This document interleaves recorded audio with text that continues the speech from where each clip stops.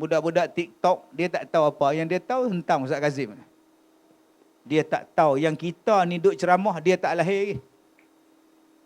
Dia tu, waktu kita ceramah tu, duk beringuh. Naik bersikap pun duk bertatih. Kita dah berhadapan dengan macam-macam kerenah manusia. Sesiapa yang Allah Ta'ala mahukan untuknya kebaikan, maka akan diberikan kepadanya faham kepadanya tentang agama. Kemudian Nabi sebut lagi, wa innama ana qasim wallahu yu'ti. Sebenarnya aku hanyalah pembahagi, Allah jualah yang memberikan.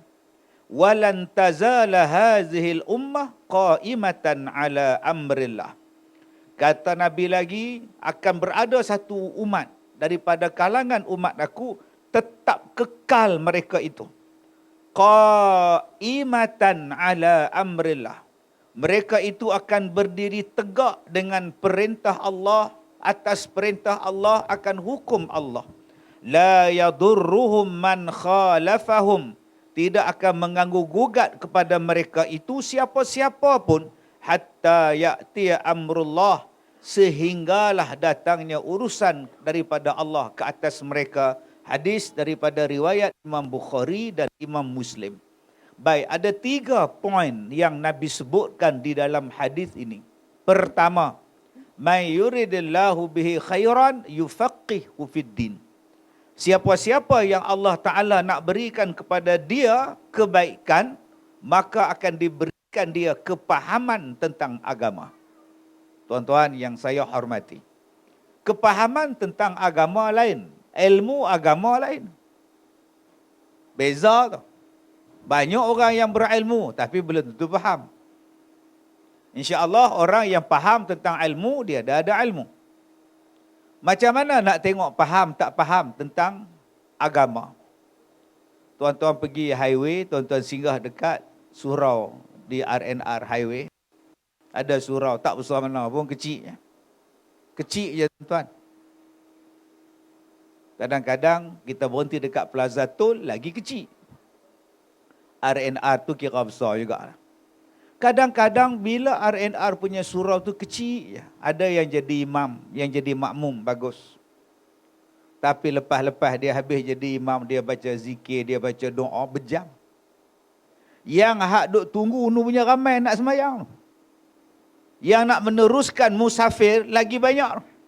Yang duk tunggu lepas ambil wuduk lama, dia pula subhanallah, subhanallah, subhanallah, subhanallah, punya lama. Itu namanya tak faham. Apa salahnya Assalamualaikum warahmatullahi, Assalamualaikum warahmatullahi. Dah, bagi orang lain pula masuk. Dia pula Astaghfirullahalazim alladzi la ilaha illa. Hei, dekat 50 orang duk tunggu tu. Sebab itu, faham tentang agama ni tuan-tuan, cukup luas makna dia. Kalau kita faham tentang agama, senang. Sedang sembahyang maghrib, tiba-tiba blackout.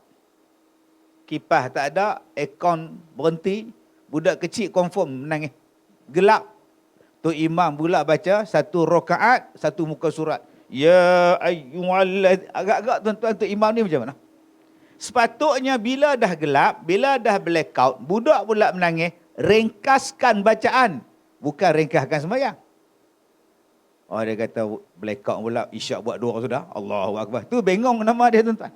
Antara bengong dengan bangang lain pula. Maka ringkaskan bacaan, pendekkan bacaan, sebab ada budak yang menangis di belakang, cuaca pula gelap, aircon tidak ada, kipas tak berjalan, elektrik tidak ada. Itu namanya yufaqih fiddin. Orang yang faham tentang agama. Bila dia faham tentang agama, tuan-tuan, senang hidup ni. Dia pergi ke Mekah, sembahyang subuh. Sami'allahu liman hamidah. Rabbana walakal hamd. Allahu Akbar. Tak ada kunut.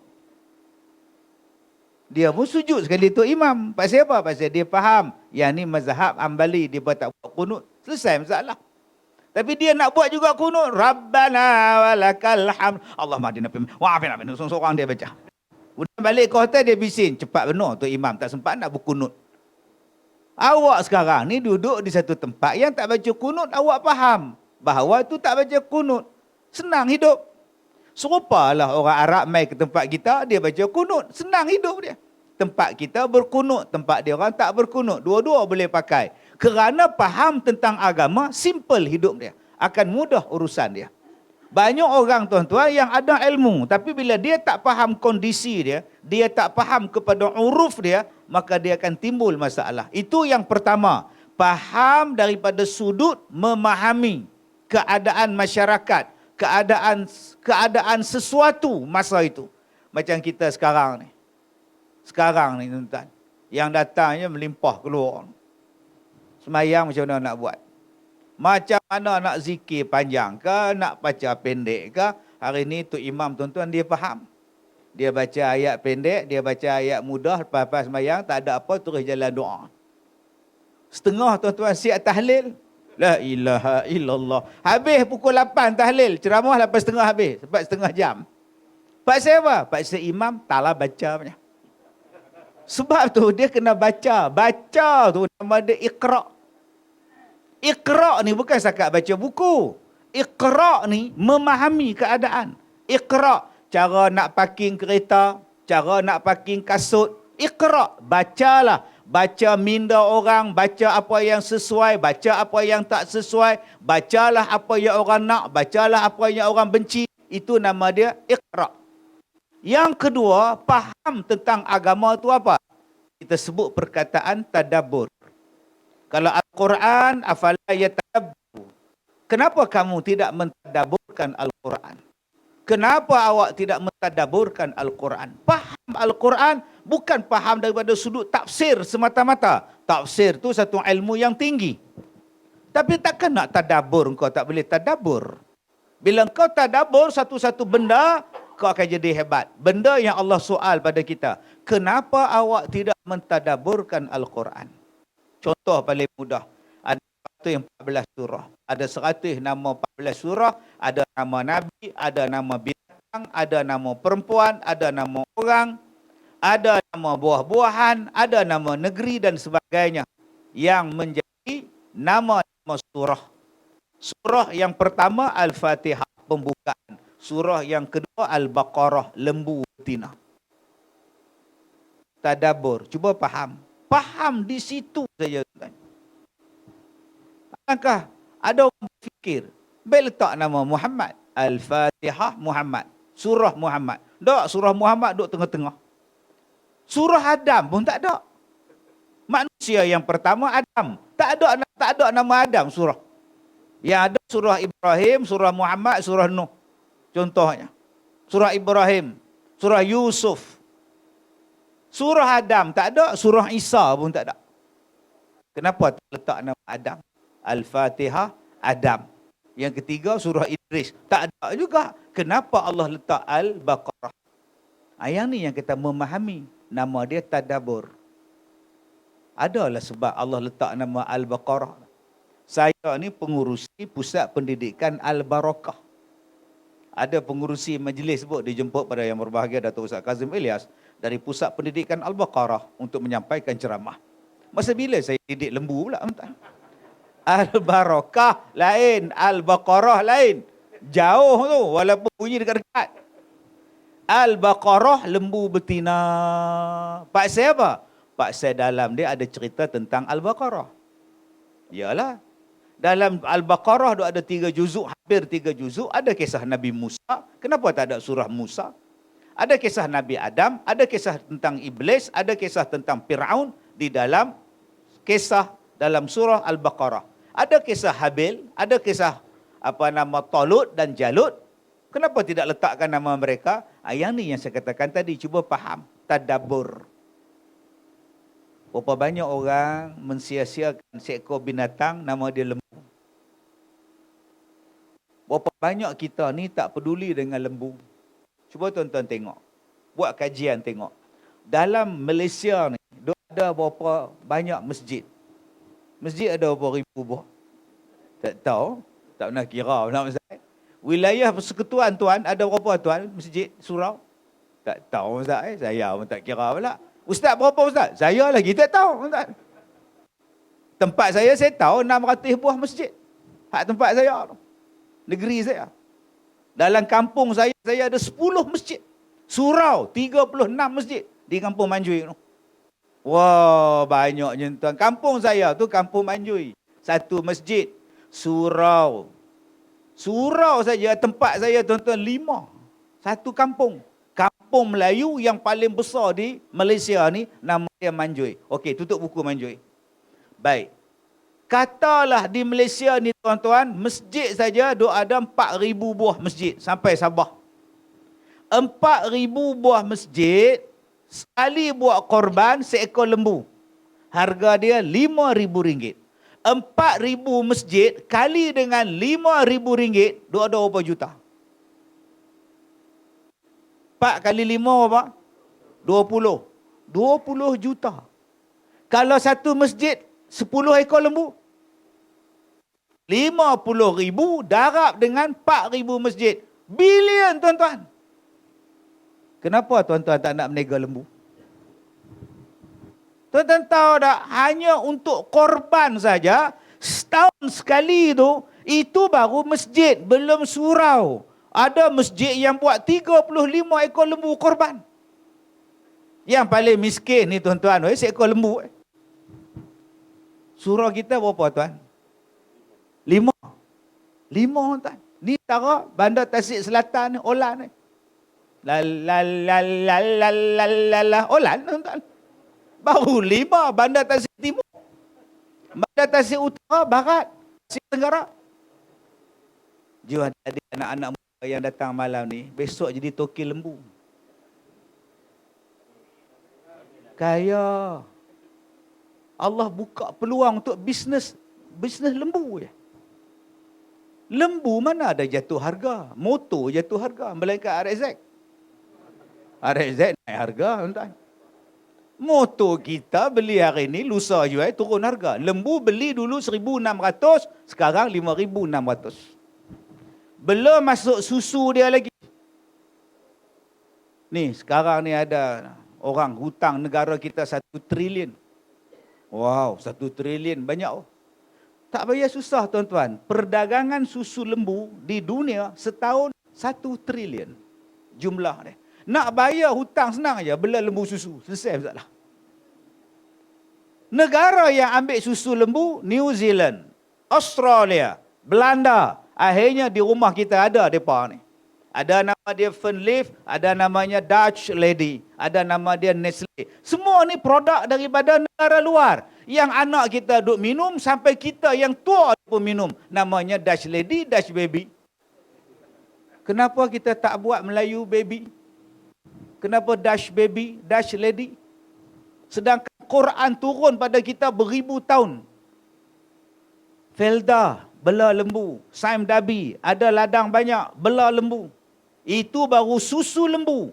Belum masuk daging dia, belum masuk tulang dia, belum masuk kulit dia, belum masuk tarik lembu lagi.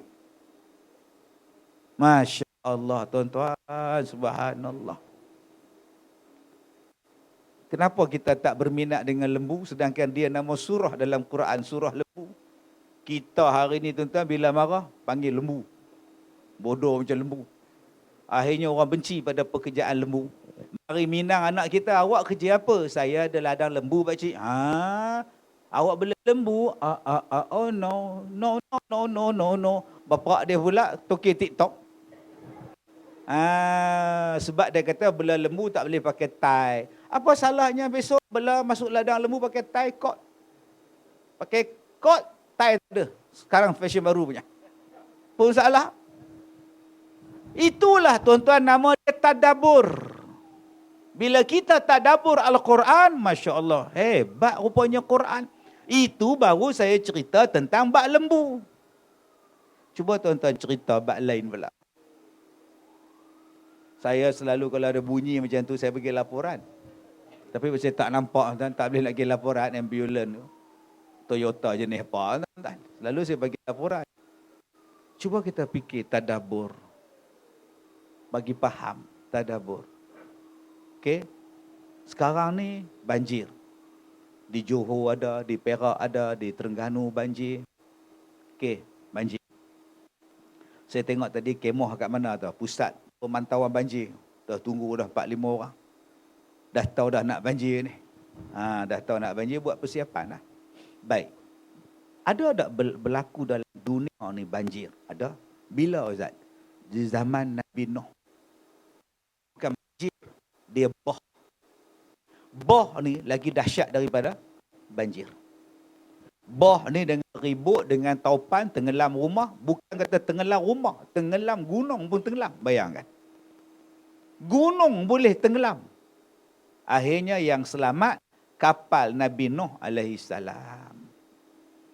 Kapal Nabi Nuh pun selamat. Kita dengar 85 orang naik kapal Nabi Nuh. Dengan segala binatang-binatangnya berlayarlah mereka. Bila makanan mereka habis, mereka pun campur jagung, campur kacang hijau, buat bubur Ashura. Kita duk belajar dulu-dulu ni. Cuba kaji tengok tuan-tuan. Satu. Orang dulu-dulu faham manusia tinggal dalam gua, manusia duduk atas pokok. Tapi macam mana Nabi Nuh buat kapal? Dan Allah kata kapal Nabi Nuh wasna'il fulk bi'ayunina wa wahyina. Dibuatnya kapal Nabi Nuh tu Allah jaga dia, Allah tengok dia, dan dibuat daripada wa alwahin wa dusur, daripada kayu dan daripada paku. Kalau kapal dah wujud zaman Nabi Nuh, takkan rumah Nabi Nuh duduk dalam gua. Mana dulu tuan-tuan buat? Rumah dulu ke kapal dulu? Rumah dulu baru buat kapal. Tiba-tiba Nabi Nuh buat kapal dan kita belajar orang dulu-dulu duduk dalam gua sebab tak ada rumah, mereka primitif, mereka bodoh, mereka tak tahu apa. Kalau tak tahu apa, macam mana mereka boleh buat paku daripada besi? Dan tuan-tuan kena ingat, paku kapal itu paku seinci ke? Tuan ingat paku seinci ke yang buat kapal tu? Yang nak berhadapan dengan bah. Paku kena nala reka punya paku dia.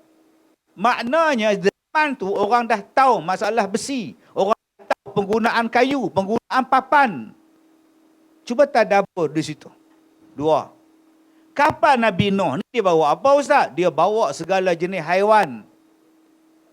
Agak-agak tuan-tuan, kalau segala jenis haiwan dia bawa, adakah besar kapal, besar surau kita?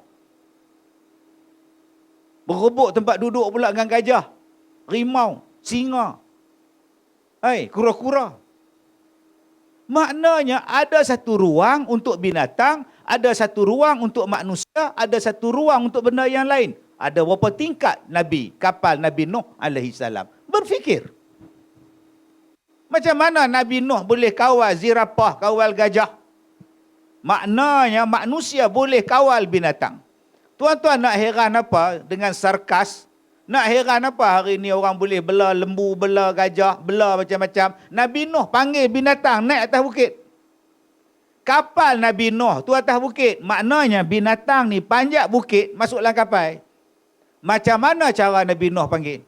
Gajah, naik. Hari ni manusia dah buat dah. Balik. Mary, Katie, Maryam. Balik semua tuan-tuan. Binatang-binatang tuan-tuan tengok dalam YouTube tu. Anjing pun dekat 20 ekor. Nak panggil tuan dia panggil makan. Seorang, seekor. Selagi tak panggil nama dia. Tak naik. Zaman Nabi Nuh agak-agak macam mana tuan-tuan? Yang dipanggil segala jenis binatang. Dan naik tu pula bukannya dalam keadaan sama paras antara kapal dengan tanah. Mereka duduk di atas gunung, binatang di bawah. Macam mana binatang panjat? Cuba fikir. Itu nama dia tadabbur. 3. Berapa hari Nabi Nuh berlayar dalam banjir? Berapa puluh hari? 40 hari. Ni sahabat kita. Tuan-tuan tanya dia kalau dia saya cakap 40 hari. Agak-agaklah tuan-tuan 40 hari binatang nak makan apa? Agak-agak dia makan kacang kuda. Buat surah gajah, makan. Stok makanan Nabi Nuh dengan umat dia, dengan binatang, agak-agak stok dia banyak mana? 1. Stok dia tu pula simpan dalam apa? Ada peti air tak? Cuba fikir. Takkan nak letak begitu aja. Air dia nak minum air apa? Mesti ada tangki tak? Maknanya zaman Nabi Nuh, tangki dah wujud, tempat simpanan air dah wujud. tah peti air dah ada zaman tu. Tetapi manusia ni disumbat dengan pemikiran. Zaman dulu bodoh, zaman dulu primitif, zaman dulu purba. Kita hanya cerita dengan Nabi Nuh, tapi kita tak tahu, tak fikir, makanan Nabi Nuh macam mana, masak dia macam mana, dapur dia besar mana, nak bagi makan pada binatang ni, binatang sekali makan berapa tan, gajah sekali minum air berapa kilo. Yang ni yang nama dia tadabbur. Kena fikir. Tuan-tuan, saya duduk dalam surau, saya tutup mikrofon. Orang di belakang tak dengar. Padahal dekat je tu, belakang dengan saya. Cuba saya tutup mikrofon, orang mesti angkat tangan. Tak dengar, tak dengar. Bayangkan tuan-tuan, Nabi Nuh duduk atas bukit, anak dia duduk di bawah. Nabi Nuh kata ke anak dia, "Hoi anak oi, main naik atas kah? Naik atas kapal bapak ni, banjir teruk ni. Tak apalah ayah naiklah. Saya panjat gunung, tak jadi apa-apa punya saya."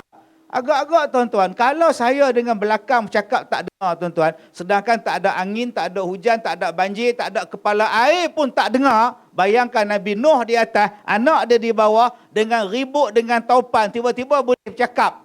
Dia orang bercakap guna apa? Cuba fikir.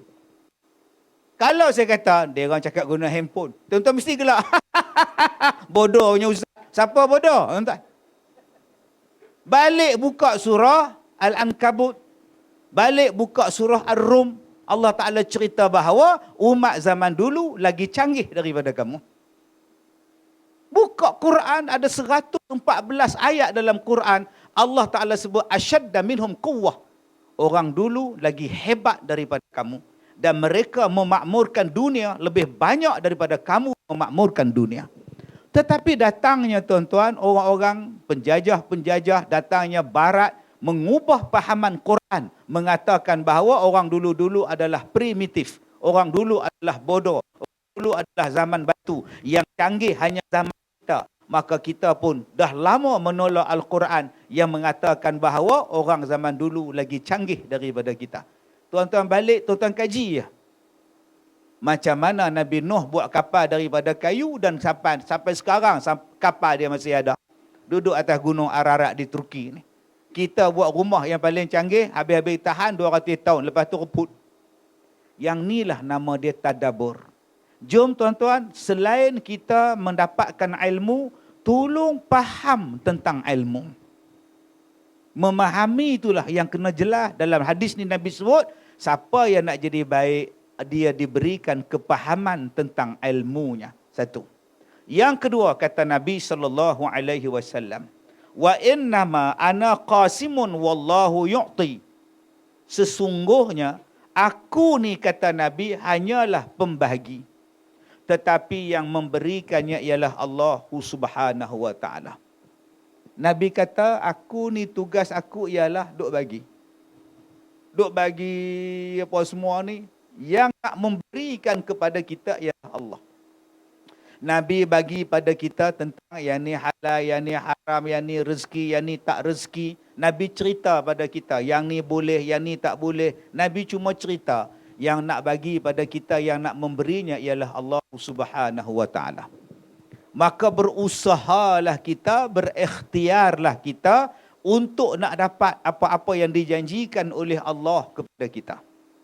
Dan Allah itu, innallaha la yukhliful mi'ad.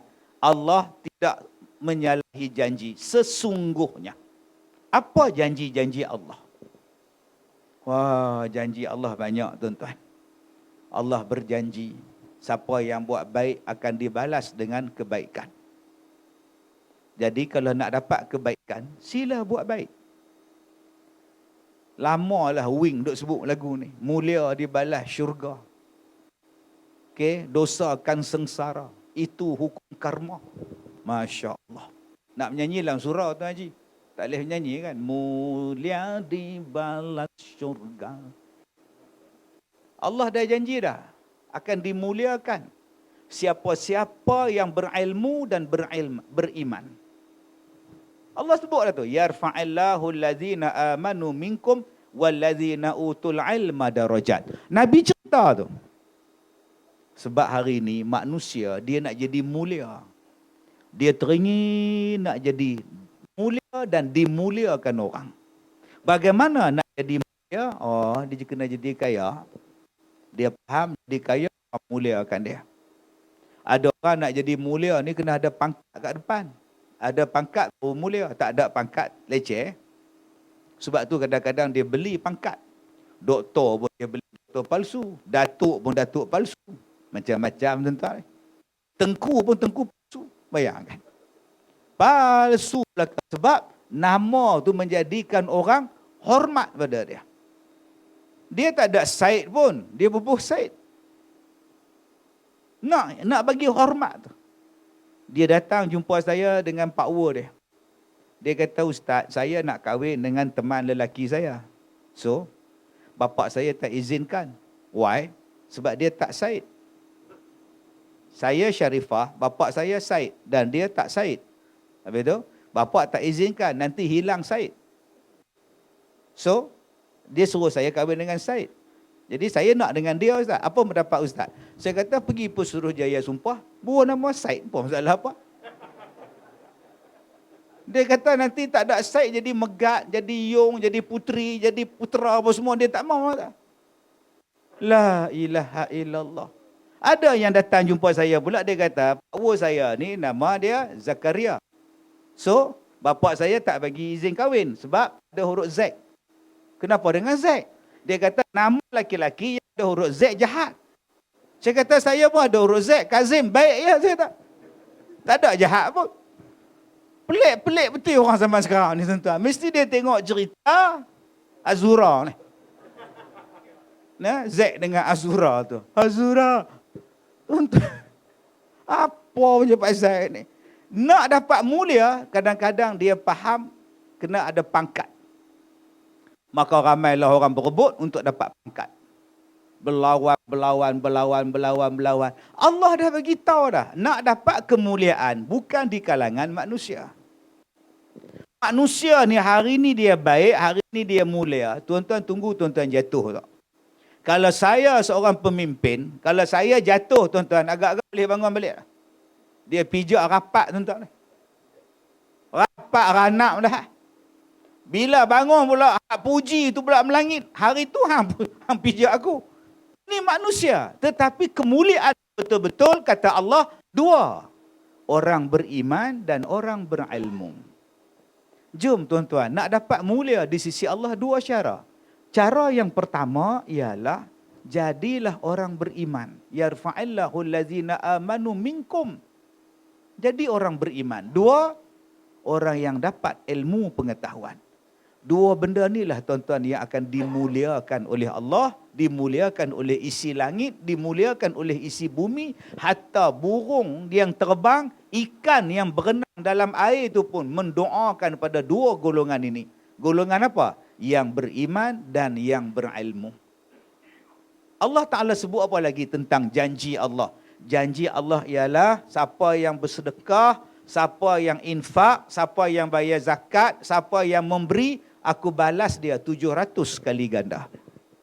Allazina yunfiquna amwalahum fi sabilillah. Berkali-kali ayat dalam Quran tuan-tuan Allah Ta'ala sebut bersedekahlah. Dan aku janji, aku balas balik sedekah yang engkau berikan. Ni sekarang kita dah di hujung tahun Disember. Kalau nak bayar zakat, boleh bayar sekarang. Dapat resit zakat, nanti engkau pergilah income tax, nak clear income tax. Ada yang nak kurangkan income tax, dia tunjuk dia punya slip zakat dia. Silakan. Saya pula memilih bayar zakat pada bulan Ramadan. Bulan Ramadan adalah bulan tahun saya bayar zakat. Kenapa Ustaz tak ambil bulan Disember? Sebab saya nak dapat pahala yang lebih dalam bulan Ramadan. Buat benda wajib dalam bulan Ramadan digandakan 70 kali ganda. Apa kelebihan bayar zakat Ustaz? Pernah bayar ke belum? Tak pernah. Pergi. Bila bayar zakat, baru tahu nikmatnya bayar zakat. Macam tuan-tuan kita sembahyang maghrib tadi. Nikmat sembahyang maghrib. Lepas salam tu, dia rasa seronok, dia rasa lega, dia rasa tenang.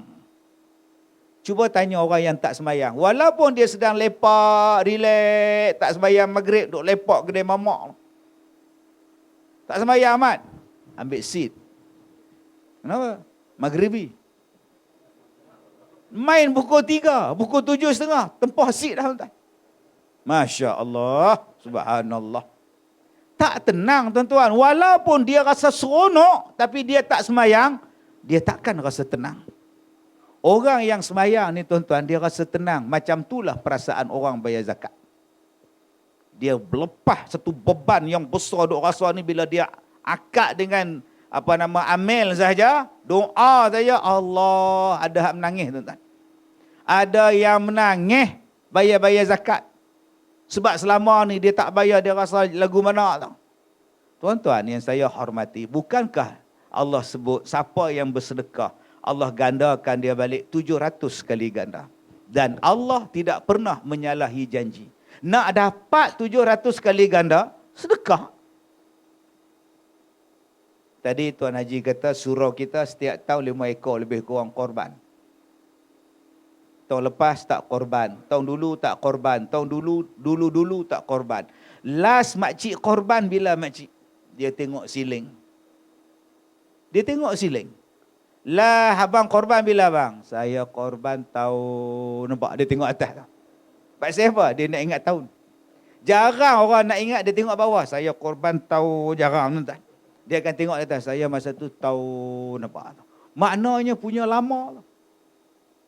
Jom kita buat korban. Adakah kita akan jadi miskin dengan sebab kita buat korban, bersedekah dan sebagainya? Tidak. Allah janji. Tidak. Kamu akan tidak miskin. Kamu akan diberi rezeki. Kenapa? Kerana Allah Maha Kaya. Dia akan membalas dan tak berkurang harta Allah. Jadi apa yang kita takut? Allah dah janji. Allah ampunkan dosa. Mintalah ampun. Allah dah janji kepada kita. Diberikan kita kebaikan. Apabila kita berbuat baik kepada orang tua. Berbuat baik kepada anak-anak, hatta kepada binatang sekalipun, Allah akan balas dengan kebaikan. Nabi dah cerita dah, yang ni dapat yang ni dapat yang ni. Buatlah, Allah akan bagi apa yang telah Allah janjikan kepada kita. Jadi tuan-tuan, jangan takut. Jangan takut untuk bersedekah. Jangan takut untuk berwakaf. Jangan takut untuk kita ni tolong orang. Kerana setiap kebaikan yang kita buat akan dibalas. Dan jangan takut untuk susah. Kerana Allah sebut dalam Quran, inna ma'al usri yusra. Selepas daripada susah, kamu akan datang kesenangan. So what? Apa masalah? Yang penting sabar, yang penting reda, Allah Ta'ala akan bagi kemudahan. Sanggup susah dulu.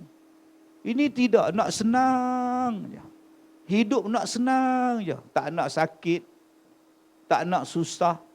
Allah dah kata dah, bila Allah uji kita, Allah akan gantikan kesusahan itu dengan kesenangan. Sabar sekejap. Wabashiris sabirin. Berkali-kali Allah sebut dalam Quran. Berilah berita gembira kepada orang yang sabar.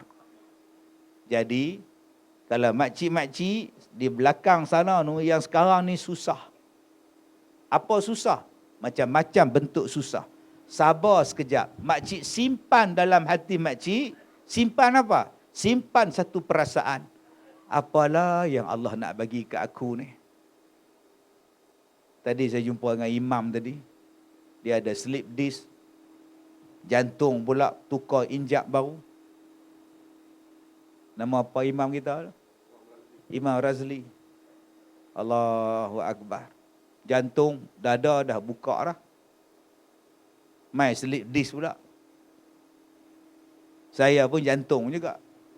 Waktu saya nak operate tu. Sekali saya operate tu, doktor Cina. Doktor bius, pakar bius. Dia datang dekat katil saya tu. Encik Ustaz, saya ada beberapa soalan. Ya. Encik ada kencing manis? Ada. Kencing manis ada. Darah tinggi ada? Tak ada. Jantung ada? Jantung ada. Wah, macam mana mau operate nah? You ada jantung? Saya kata kalau saya tak ada jantung, doktor sudah mati lah. Bukan maksud saya, you ada jantung tidak? You ada sakit jantung atau tidak? Cakaplah betul terang. Dia tanya kat saya pula, you ada jantung ah? Ada, tak ada jantung, mampu ya tuan-tuan. Allah tuan-tuan oi. Ingat, bila Allah Ta'ala uji kita, Allah nak bagi benda lain. Sabar. Sabar. Apa masalah? Susah tak mana? Tadi ada satu ustaz tanya dekat saya, macam mana ustaz kena macam-macam ujian, ustaz relax? Sebab saya dah set dalam minda saya.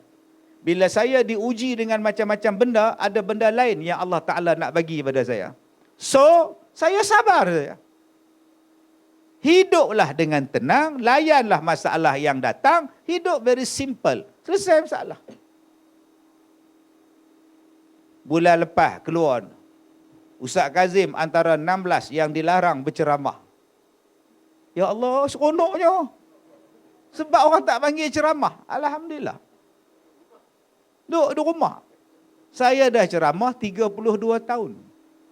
Bayangkan tuan-tuan, 32 tahun saya berceramah.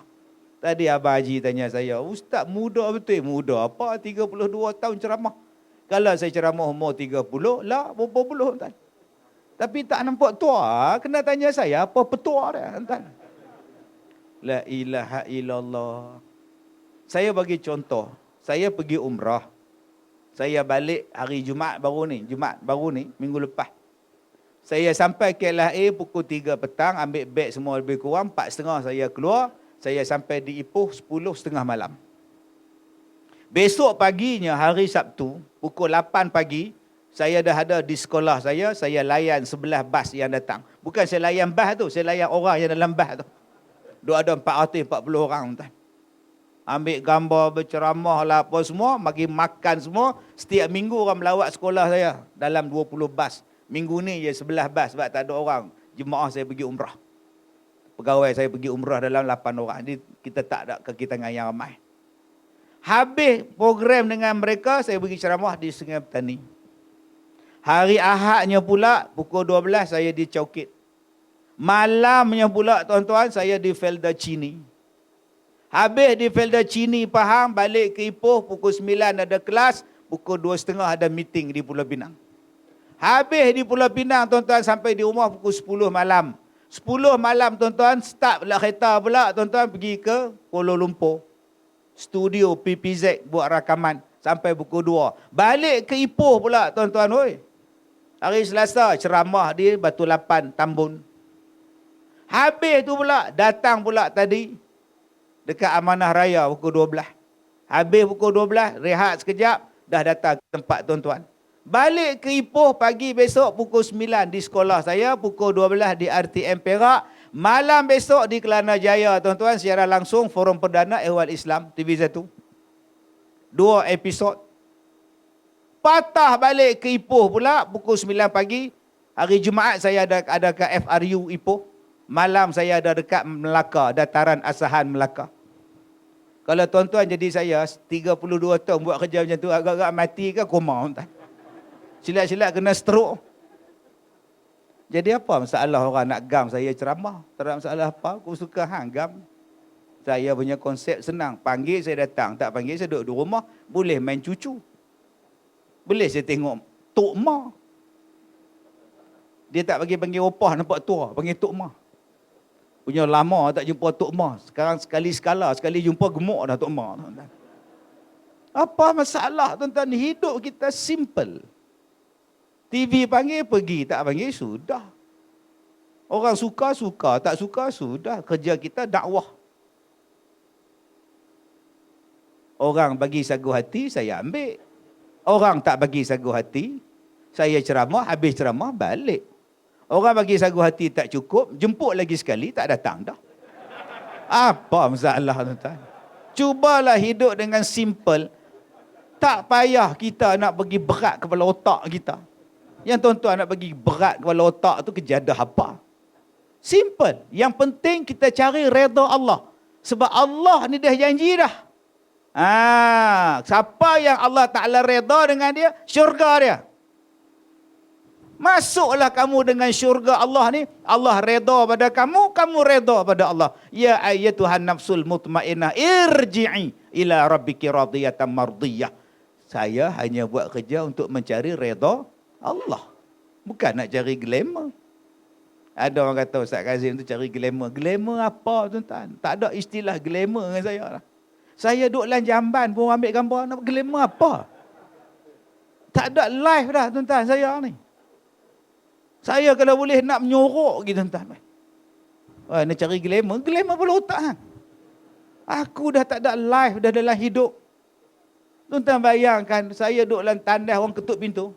Ustaz! Ustaz! Oi! Ustaz! Oi! Siapa ha? Saya baru masuk tandas, dia ketuk dah.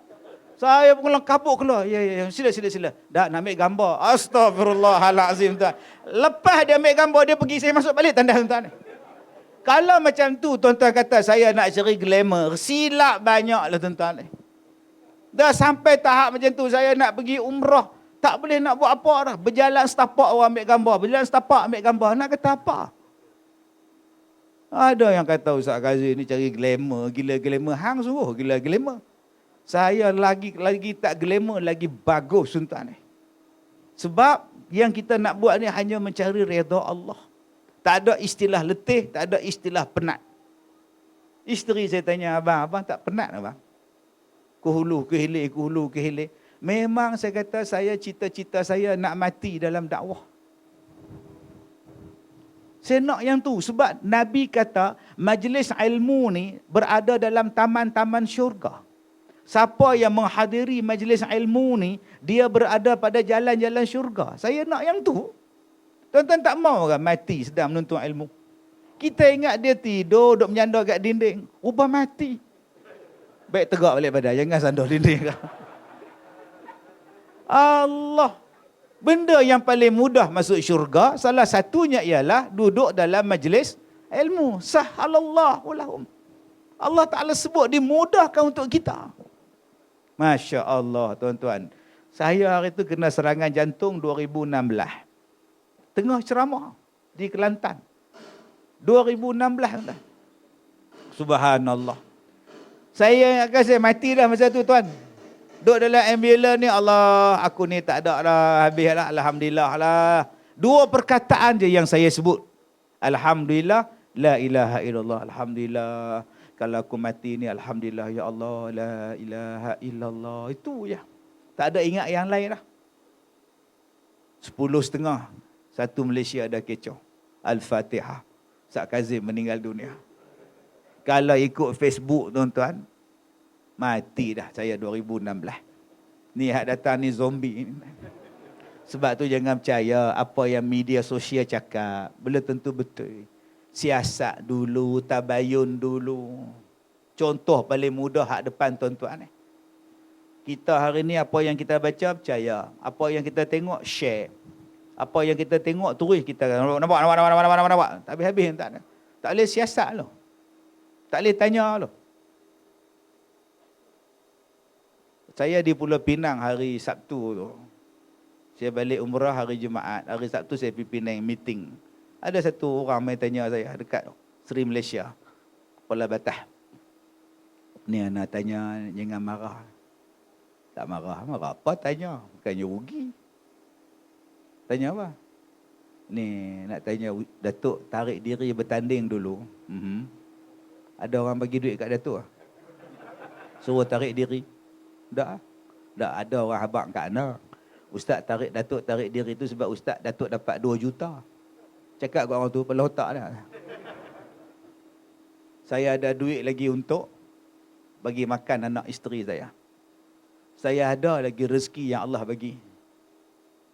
Saya tak terfikir langsung. Bagi 20 juta ke 200 juta pun aku bukan teringin. Saya tak mau campur politik, saya tak mau campur. Anda kata apa? Ni bila orang tarik diri jadi salah, orang terima jadi salah. Nampak ada politik entah. Tu dia terima tu mesti ada apa-apa tu. Bila kita tolak pula mesti ada apa-apa tu. Lu buat kepala sengit apa-apa sepak tak pasal budak ni entah. Tak habis-habis fitnah.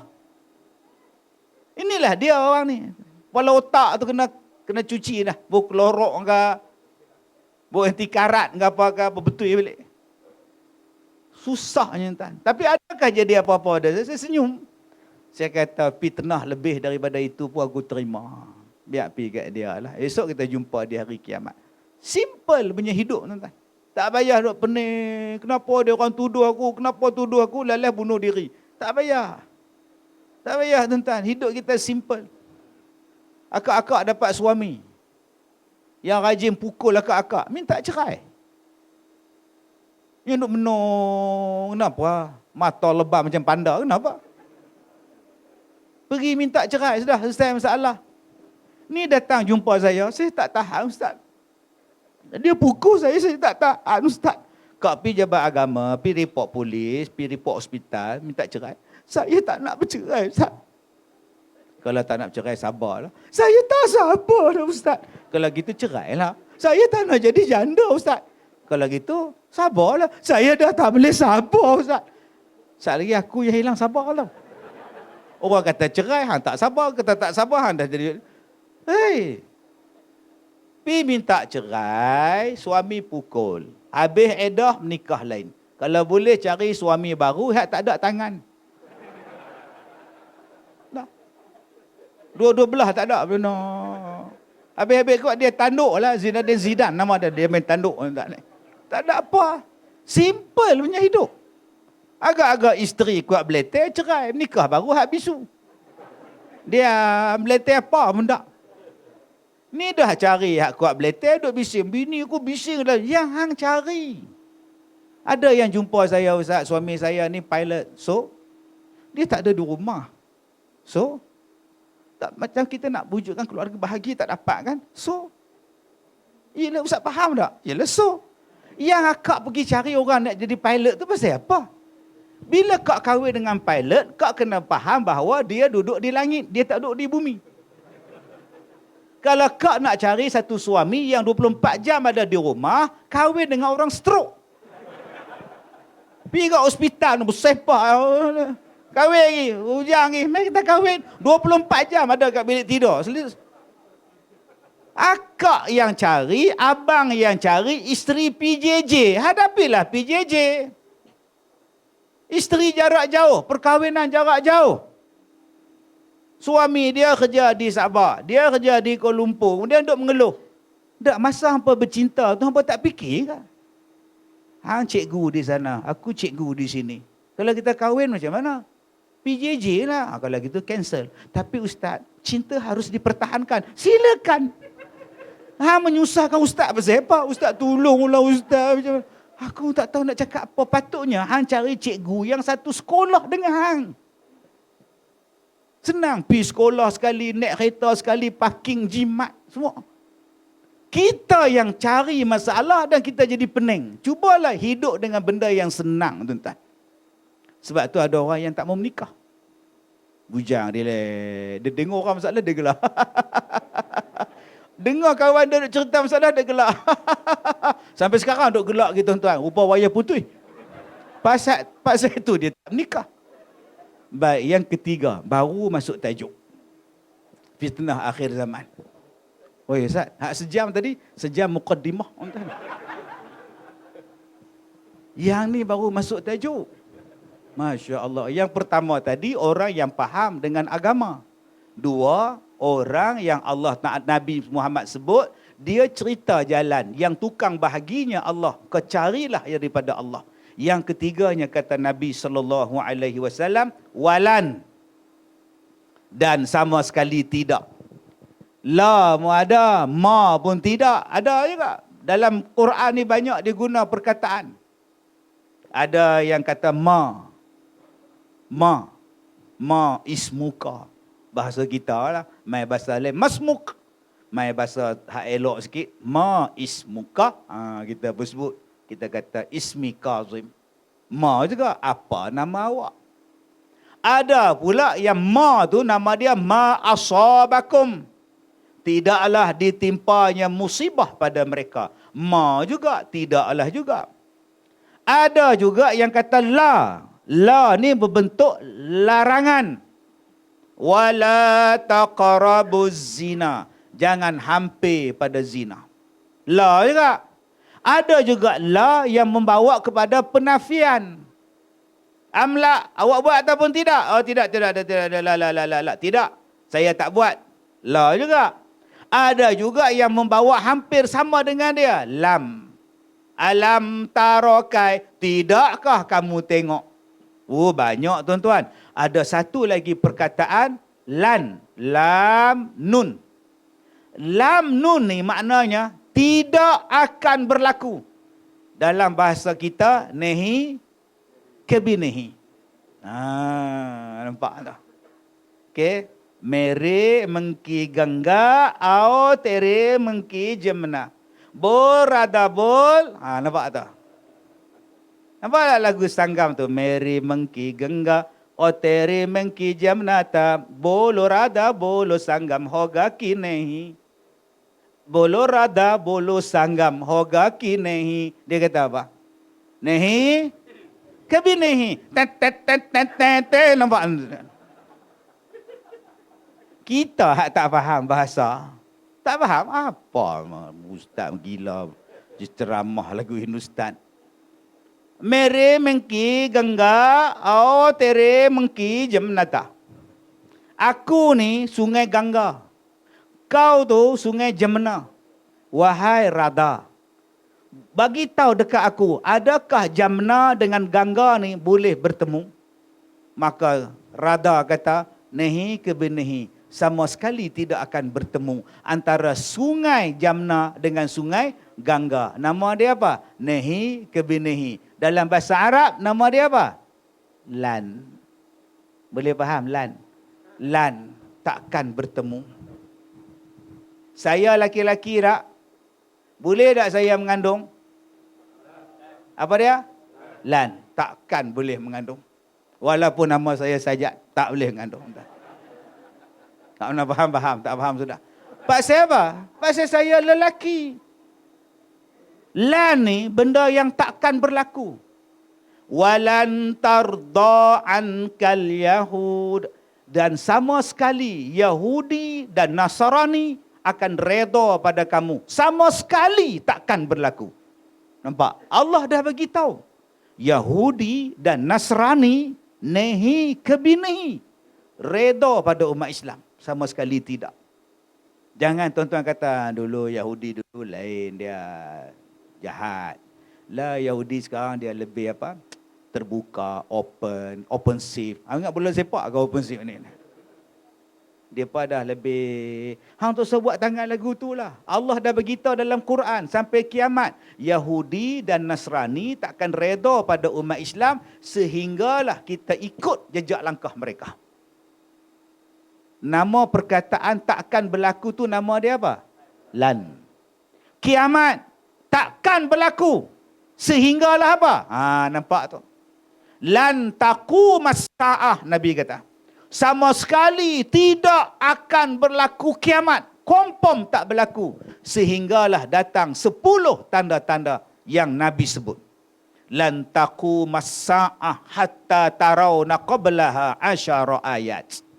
Sama sekali tidak akan berlaku kiamat sehinggalah ditunjukkan kepada kamu, datangnya kepada kamu 10 ayat, 10 tanda.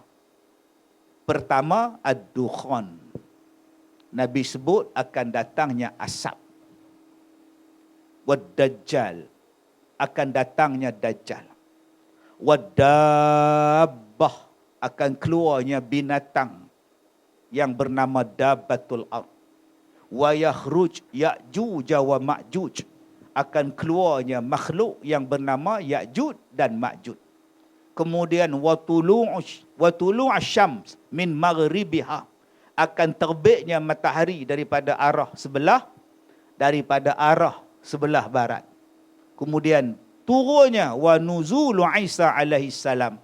Turunnya Nabi Isa alaihi salam. Kemudian Nabi kata lagi wasala satu khusufat, akan berlakunya 3 gempa, khusfun bil masyriq, khusfun bil maghrib, khusfun bi jaziratil arab. Yang terakhir kata Nabi wa narun yakhruju minal yaman tadrudun nas ila mahsyarihim. kata Nabi, yang ke-10 akan keluarnya api daripada negara Yaman yang akan menghalau manusia kepada mahsyar. 10 tanda-tanda kiamat yang besar. Selagi tak ada benda ni, kiamat takkan berlaku. Takkan berlaku lagi. Jadi takkan berlaku lah besok. Tak ada apa. Pilih kerja macam biasa. Yang mana nak kahwin, silakan. Nak kahwin hujung bulan ni, cuti sekolah. Nak kiamat dah mak. Tak payahlah mak. Mak dia kata, kalau kamu tak nak, maknya kahwin. Hiduplah seperti biasa. Tetapi ingatlah pesan Nabi. Walaupun kita belum sampai 10 tanda-tanda kiamat yang besar itu, tanda-tanda kiamat kecil semua dah berlaku. Banyaknya maksiat, banyaknya pembunuhan, Islam hanya tinggal nama, Quran tak dibaca, tak diamalkan, banyaknya gempa bumi, banyaknya pembunuhan, banyaknya peperangan, banyaknya zina, banyaknya arak, diagungkannya penyanyi, semua tanda-tanda kiamat yang kecil telah pun berlaku. Terus saya kata apalah tuan-tuan? Di surau akan berlaku tanda kiamat. Di masjid akan berlaku tanda kiamat. Bila Ustaz? Bila orang berdiri di atas saf, tetapi tak ada siapa yang nak jadi imam. Itu tanda kiamat kecil. Orang ada nak jadi saf, ada makmum. Tolak orang depan. Dan kau tekak sakit. Hai, tadi ambil wuduk elok. Suruh jadi imam, serta-merta sakit tekak. Usuk, kau imam, aku COVID, lari semua orang tuan. Dia belasah COVID tu. Tak ada siapa tinggal dah. Penakut dengan COVID. Hari ni berapa banyak tuan-tuan yang masjid, surau tak ada orang bang. Yang tak ada orang jadi imam. Tak semayang pun. Saya pergi kuliah satu surau, perempuan, orang lelaki tak ada. Bila saya kuliah, muslimat, semayang asar, tak ada lelaki-lelaki. Satu makcik tanya, Ustaz, kami duduk tunggu orang azan, Ustaz. Tak ada siapa pun azan. Tentu? Boleh tak saya azan, Ustaz? Astaghfirullahaladzim. Makcik duduk diamlah, makcik. Bayangkan tuan-tuan, apa nak jadi ni? Itu tanda-tanda kiamat. Telah pun berlaku, tuan-tuan. Sebab itu, dulu ada orang offer saya bertanding pilihan raya. Saya cakap saya bukannya ahli mana-mana parti politik. Saya tak berminat dan saya tak mau campur dengan politik. Lagipun saya bukan ahli parti. Saya tak masuk parti. Dulu saya masuk satu parti, kemudian saya umum, saya keluar. Saya tak mau parti. Kenapa nak pilih saya pula? Sebab kami nak ustaz mewakili orang yang tak ada parti bertanding. Lah, macam tu pula dah. Dan kami nak ustaz bawa idea-idea ustaz, bawa dalam pentadbiran negara. Oh, saya bila dengar tu, kena perkemas duduk. Yang ni saya suka. Sebab selama 32 tahun, saya hanya boleh bercakap. Sekarang saya nak diberikan tugas dan amanah. Alhamdulillah, ini satu cabaran yang baru. Boleh bercakap saja, buat apa tuan-tuan? Orang tak dengar. Bayangkan kalau saya ada kuasa. Saya kata macam ni, Datuk macam ni, Tok Naf. Kalau saya ni, saya nak nombor satu. Setiap surau dan setiap masjid dalam Malaysia, mesti ada 2 imam dan 2 bilal daripada Mahat Tahfiz. Supaya 60,000 budak-budak yang duk belajar tahfiz ni, di 60,000 Mahat Tahfiz, mereka ni sekurang-kurangnya ada imam, ada bilal daripada dibayar gaji untuk mereka, supaya masjid kita ada imam hafiz, supaya surau kita ada imam dan bilal hafiz. Setuju? Setuju. Jalan. Bayangkan tuan-tuan, kalau saya bertanding dan saya menang itu. Tuan-tuan tak nampak kepala otak saya? Barulah tuan-tuan hadis ni, kiamat lambat sikit sampai. Pasal apa? Tu imam ada. Ni budak tahfiz film nega. Budak tahfiz tak tahu dia kerja apa. Bayangkan surau kita ni ada 4 budak tahfiz, kerajaan bayar gaji dah. Mana dapat peruntukan ustaz? Tak ada peruntukan. Hang cakap bola saja setahun 400 juta. Yang bola hang boleh bayar gaji pemain bola sepak, jurulatih bola sepak. Ini silat-silat Ronaldo pun daripada panggil tuan-tuan. Pasal apa hang tak boleh bayar gaji kat depa ni? Allah bagi rezeki, jalan. Tadi saya sebut surau dekat RNR tu kecil. Bila berhenti kat Plaza Tol, belaga punggung tu. Seorang tu ambil wuduk, kita lalu jatuh lah longkang tu. Punya sempit. Saya pernah kata dekat dia apa? Saya nak buat masjid di setiap RNR. Di setiap RNR ada makanan segera, ada restoran, ada sesi minyak yang besar-besar sampai 3-4 sesi minyak. Surau Kemeton. Apa salahnya buat masjid, ada azan, orang nak berhenti semayang, nak meneruskan perjalanan semayang, diiringi dengan azan, diiringi dengan doa, ada bilal khas, ada imam khas, ada tok siap khas yang 24 jam duduk di masjid. Taklah hari ni tuan-tuan pergi area, kawan tu semayang hujung dinding, kawan tu semayang hujung dinding. Lalah dia pergi semayang depan, dia berdiri tegak, tak keluar-keluar. Pasal apa? Dia tak boleh keluar, orang blok dah. Tuan-tuan dah jumpa tak? Dia berdiri, kok mana aku nak keluar ni tuan-tuan ni? Surau kecil. Buat cantik-cantik besar-besar. Hak lain hang boleh buat besar. Oh, dekat 10 saya bagi tuan-tuan. Setuju dengan syarat saya? Setuju. Oh, okey, saya pun setuju. Mai malam tu tak jadi. Esok tu tak ada. Sak jadi tuan-tuan. Sebab tu tuan-tuan, orang tak tahu cerita, orang kutuk Ustaz Kazim. Tapi dia tak tahu apa benda hak saya nak buat. Sebab tu kalau menteri hak baru ni jadi menteri tu, saya nak jumpa dia tuan-tuan, saya nak tu. Buatkan benda ni. Kalau hang nak tengok Islam ni, kalau hang nak tengok masjid kita, mahat tahfiz kita, ekonomi kita, buat. Antara yang saya minta nak buat tu tuan-tuan apa? Hak mula-mula saya sebut tadi, hak Al-Baqarah. Yang Al-Baqarah. Bela, naikkan balik ekonomi kita. Selesaikan masalah ayam. Tak habis-habis telur. Tak ada telur, tak ada telur. Telur je hidup hang ni. Takkan tak boleh settle masalah telur tuan-tuan. Tapi boleh cakap lah. Tak ada tanding apa. Boleh cakap lah. Tunggu 5 tahun pula. Itulah bodoh Ustaz Kazim. Tapi orang hentam saya lagi bodoh. Tuan-tuan yang saya hormati. Baik, ini perkataan walan. Maknanya benda yang takkan berlaku. Ustaz Kazim nak bertanding pilihan raya ni, wala ke walan? Soalan ni. Wala ke walan? Wala, maknanya tak mustahil boleh. Melainkan kalau sekali saya mati, walan lah. Nyesal aku duduk depan, kena tanya pula dah. Lain kali aku dengar ceramah, duduk belakang tiang. Selamat aku tuan. Benar belakang tiang selamat ni. Baik, dalam hadis ni, Nabi sebut apa? Walan tazala hazihil ummah qaimatan ala amrillah. Akan ada satu umat aku, di kalangan umat aku, mereka ni takkan terjejas. Sama sekali takkan terjejas. Walan tazala. Nabi sebut perkataan, walan tazala hazihil ummah. Takkan jadi apa-apa mudarat kepada kita. Siapa dia? Satu umat Nabi Muhammad, mereka ini qaimatan. Mereka akan sentiasa berada pada jalan yang lurus atas jalan Allah. Walaupun mereka duduk di zaman akhir zaman. Saya tak nak cerita bab akhir zaman tuan-tuan, bab dajjal lah, konspirasi lah, apa bala semua. Yang tu bersepah dah tuan-tuan guru kita bercakap. Yang saya nak cakap di sini, hadis ni Nabi sebut la yadurruhum man khalafahum. Tak ada siapa boleh menyusahkan mereka. Walaupun dajjal sekalipun. Walaupun makhluk-makhluk yang kita sebut Yahudi, Nasrani sekalipun.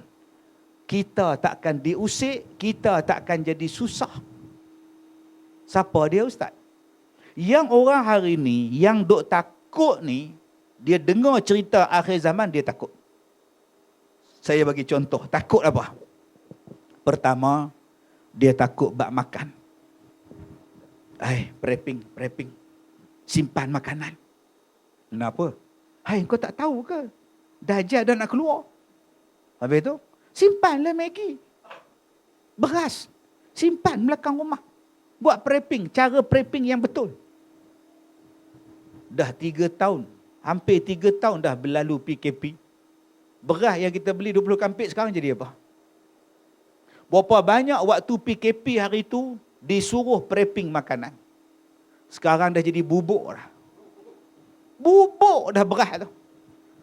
Tuan-tuan tak ingat dulu no? Tiap-tiap hari prepping. Tanamlah sayur belakang rumah, nanti makanan tak ada. Apa tuan-tuan ingat Dajjal ni, bila dia datang, dia tengok Maggi dah, tak apalah makan. Tuan-tuan ingat Dajjal macam tu ke?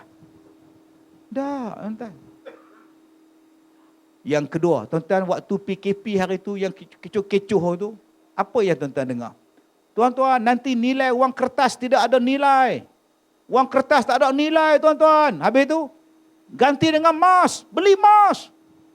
Di mana saya nak beli emas? Dengan saya jual emas. Tuan-tuan ingat tak dulu? Saya tegur dalam Facebook saya tegur dalam ceramah saya. Saya ni emas, jual emas. Abang ni nak beli emas. Nanti duit ringgit tak ada nilai, duit kertas tak ada nilai, emas. Belilah emas, simpan. Akhirnya abang ni beli emas kat saya. Abang beli emas kat saya pakai apa? Pakai apa? Pakai duit juga. Tadi kata duit tak ada nilai. Saya pergi simpan dalam duit tak? Duit juga. Saya nak ambil supplier emas, saya bayar dengan duit tak? Itu pasal apa hang kata duit hang tak laku? Pasal apa emas laku? Hang tak baca dalam hadis Nabi sebut di akhir zaman, emas akan terbit di tepi-tepi jalan. Tak ada siapa teringin pada emas. Emas ni terbit dalam kitab, tuan-tuan. Macam batang-batang balak keluar ni, tuan-tuan ni. Tak ada siapa yang nak terima zakat sebab semua orang jadi kaya. Sebab tu kita kena baca hadis betul-betul. Yang ketiga, cerita tentang dukhon. 15 Ramadan, hari Jumaat, akan berlakunya asap. Asap akan keluar ibu-ibu dan bapa-bapa. Sudah, tuan-tuan. Kita kalau dengar ceramah mereka, kita naik gaya. Ini tanda-tanda kiamat bapa. Dukhon ini akan berlaku. Bilanya Pak Ustaz? Ya 15 Ramadan. Hari Jumaat, tuan-tuan. Asap akan memenuhi. Sudah. Dia datang jumpa saya, satu makcik. Dia kata, Ustaz, saya dah jual semua rumah. ASB, tabung haji, semua saya dah ambil duit. Kenapa? Ustaz tak tahu ke nak berlaku dukhon? Bila? Macam mana Ustaz jadi Ustaz tak tahu macam mana? Itulah Ustaz kami tahu. 15 Ramadan ni. Itu yang makcik dah buat dah store belakang rumah. Buat makanan, simpan air, semua makanan, Maggi, semua kalau ada tamu senang, kata dia. Lah, dah nak kiamat pun makcik ingat mentera darah lagi, makcik. Adakah nak kiamat ingat mentera darah? Nak kiamat ingatkan iman. Nak kiamat kuatkan iman. Bukan kuat makan-makan.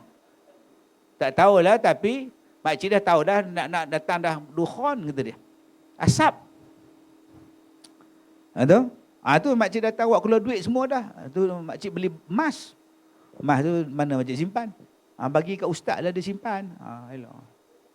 Setahun lepas tu dia datang, tuan-tuan, dia minta pondok saya. Saya ada 270 buah pondok di sekolah saya. Dia minta pondok, dia nak duduk. Sebab rumah dia dah tak ada, emas dia tak ada, ustaz tu duduk balik lah di tempat dia. Kan dah kiamat, makcik. Saya nak belasah dia pun tak gamak, tuan-tuan.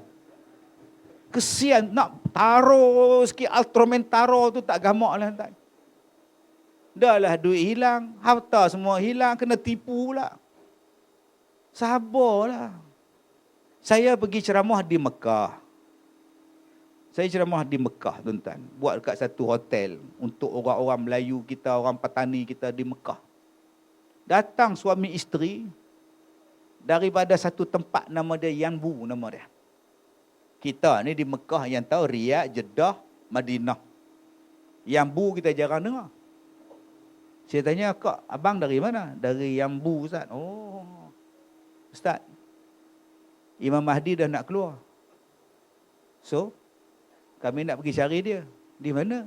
Khurasan. Ustaz tak nak ikut. Kalau saya ikut cari Imam Mahdi, sekolah saya macam mana?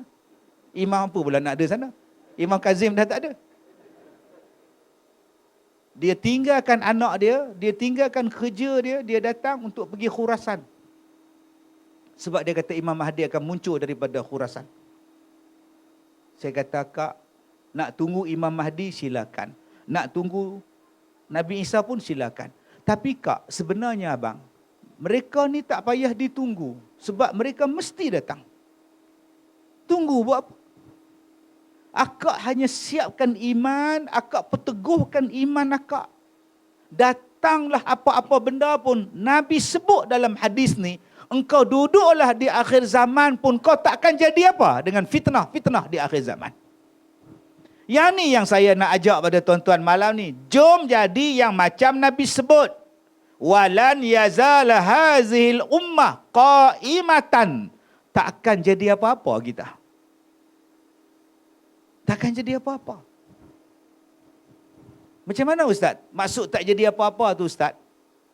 Kalau kita ada iman, kalau kita ada keyakinan yang betul, tuan-tuan tengok maksiat ni, tak teringin kita nak buat maksiat tu. Tak teringin tuan-tuan. Punya banyak maksiat lah, tak teringin. Baru ni saya pergi mana kah? Balik pada umrah tu, rambut pun tak tumbuh. Saya masuk hotel tuan-tuan ni, nak sembahyang maghrib ni lewat jam. Tengok satu perempuan pakai skirt, pakai singlet, duk ketuk pintu. Dia tengok saya tau. Saya tengok ke sini. Duk gelak kat saya, ketuk pintu, tengok saya ni. Hai makcik ni. Saya tak tengok tuan-tuan. Pasal apa? Buat apa? Tengok bukan isteri saya. Entah perempuan mana tu. Hang tak pakai apa pun aku tak tengok. Pasal apa? Aku nak jadi hak Nabi sebut ni. Marilah maksiat macam mana pun, aku tak ada pada aku. Yang ni yang saya nak ajak diri saya, nak ajak pada tuan-tuan hadirin hadirat. Walaupun aku duduk di tempat tu. Saya tak kalih pun, saya tak kalih tengok belakang. Sambil duduk buka bilik hotel, saya duduk tengok. Ada lagi minah tu. Tak ada faedah untuk saya. Jangan duduk kelin juga, tak tengok membazir pula. Ni penyakit lah, tak tengok membazir pula. Nak sampai pada tahap yang kita baca ni, Allahu Akbar. Yang orang lain tak semayang, kita semayang di masjid. Yang orang lain subuh tak datang, maghrib, lantak dia orang lah tuan-tuan. Aku dah hajar, aku dah azan, aku dah buat kempen. Dia orang tak datang, aku tetap semayang. Inilah rumah aku untuk aku ibadat dengan Allah. Orang inilah yang Nabi sebut. Datanglah zaman apa pun tuan-tuan, mereka ni takkan digugat. Walaupun yang datang itu adalah Dajjal sekalipun. Marilah letak pada emas ke, letak pada dia wang ringgit ke, suruh cakap benda yang haram. Aku takkan cakap benda yang haram. Hang letaklah segunung emas sekalipun. Orang macam inilah orang yang selamat. Siapa dia? Orang yang taat kepada Allah, orang yang taat pada Rasulullah, orang yang menahan hawa nafsu. Jom tuan-tuan, kita buat persiapan menghadapi zaman akhir ini dengan buat 3 benda ni. Ati'u Allah wa ati'u Rasul. Kemudian tahan hawa nafsu. Selamat kita.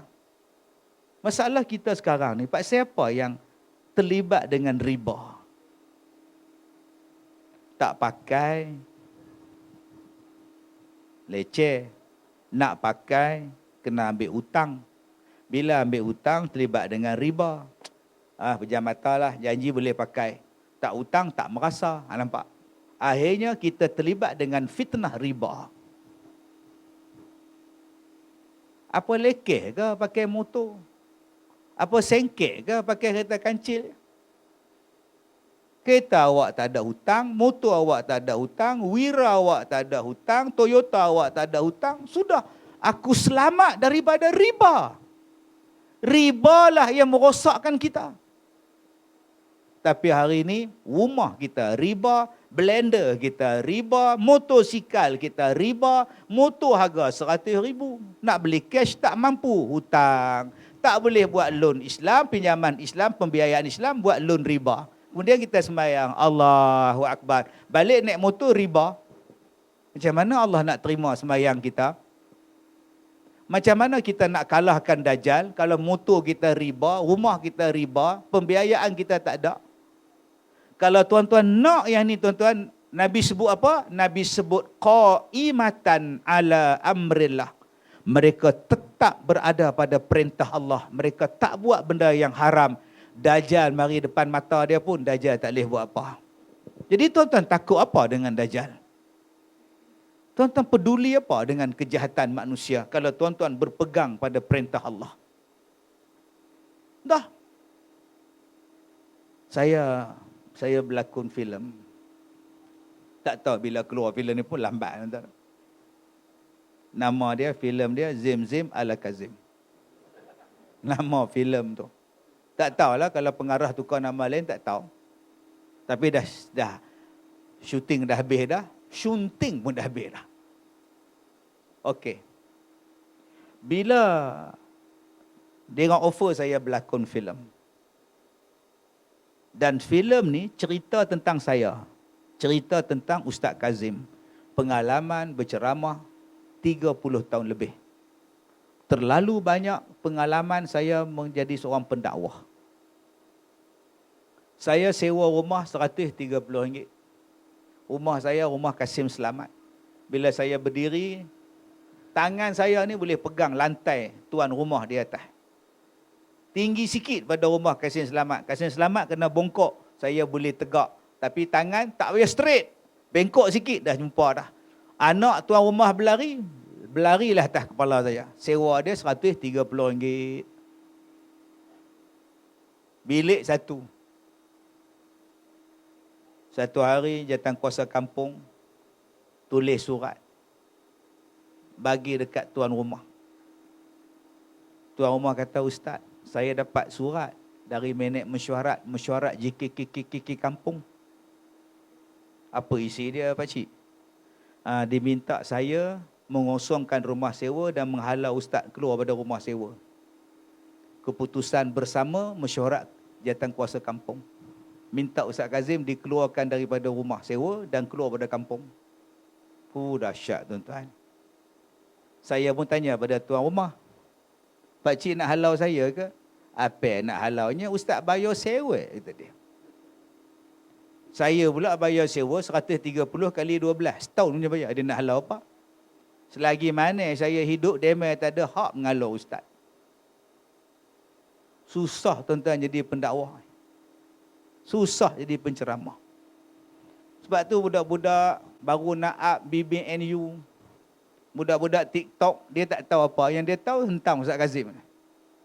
Dia tak tahu yang kita ni duk ceramah, dia tak lahir. Dia tu waktu kita ceramah tu duk beringuh. Naik bersikap pun duk bertatih. Kita dah berhadapan dengan macam-macam kerenah manusia, tuan-tuan. Maka benda-benda inilah tuan-tuan mereka cuba buat filem nak tunjuk pada orang. Saya kata malu kat orang. Tak apa Ustaz, biar masyarakat tahu susahnya jadi pendakwah. Boleh.